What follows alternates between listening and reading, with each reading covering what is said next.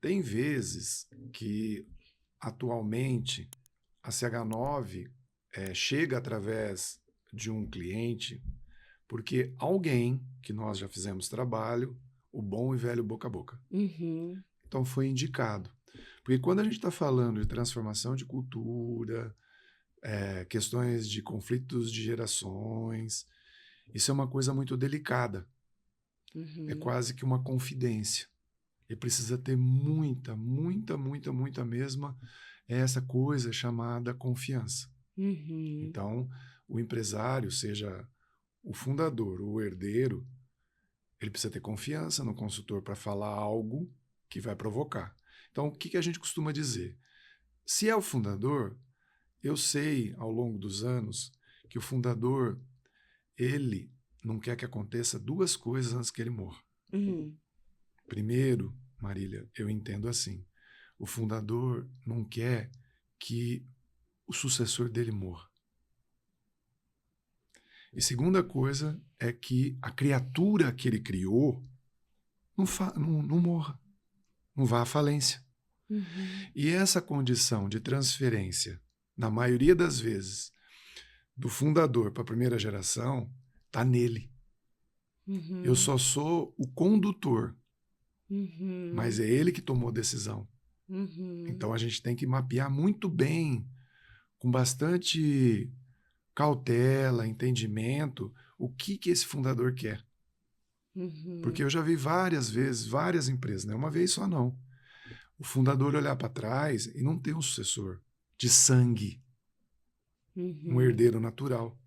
Então ele Uhum. tem que buscar, na maioria das vezes, o quê? Uma sucessão profissional De dentro da da empresa, que empresa. tenha crescido na empresa, ou até um Exatamente. executivo De a fora. ser contratado de fora. Tudo isso vai depender muito da idade, a maturidade dessa empresa. Uhum. Tem empresas que começam a pensar nisso com 20 anos. Uhum. Raramente a gente vê uma empresa com 5 anos de idade, com prosperidade e tudo mais, pensar em sucessão. O Piazza, e você viaja muito pelo Brasil para atender essas empresas É, que estão aí nessa fase de sucessão, transformação?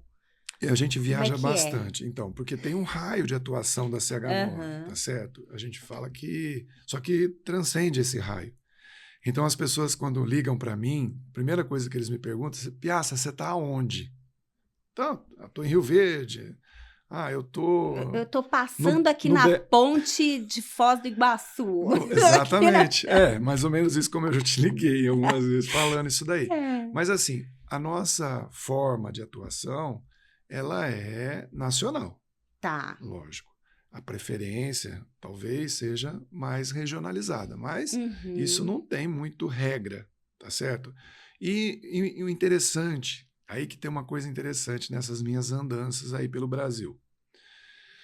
A gente percebe que aquela coisa de empresa familiar, sucessão, acontece em qualquer região. Não tem lugar. Não tem lugar, não tem fronteira, sabe? É Sei. uma coisa. é, Todas as regiões onde tem uma empresa familiar tem esse tipo de colocação. Então é uma experiência, é uma vivência que a gente acontece a todo momento, em todos os lugares que nós somos convidados para atuar. Uhum. Tá. E a governança? A gente está falando de transformação, sucessão. A governança mais ou menos madura, né? A governança ela tende a ser mais madura mesmo quando a empresa deixa de ser familiar ou não? Como é que é Então, essa relação? eu, há uns 25 anos, 20 anos atrás, no mínimo, eu comecei a estudar profundamente essa questão de empresa familiar. E eu reconheço, através das pessoas que me contratam, dos clientes, que a gente começa a ter uma certa relevância, uma certa notoriedade sobre esse assunto. Uhum. Então, como eu disse no começo, eu costumo dizer assim, ó, para eu conseguir transformar uma empresa, eu tenho que ter profundidade de conhecimento. Por quê? Porque senão eu não consigo, didaticamente falando, fazer com que um assunto tão sério de transformar uma empresa familiar. Por isso que eu fui buscar, estudar, e a gente sempre busca as excelências da fonte do conhecimento.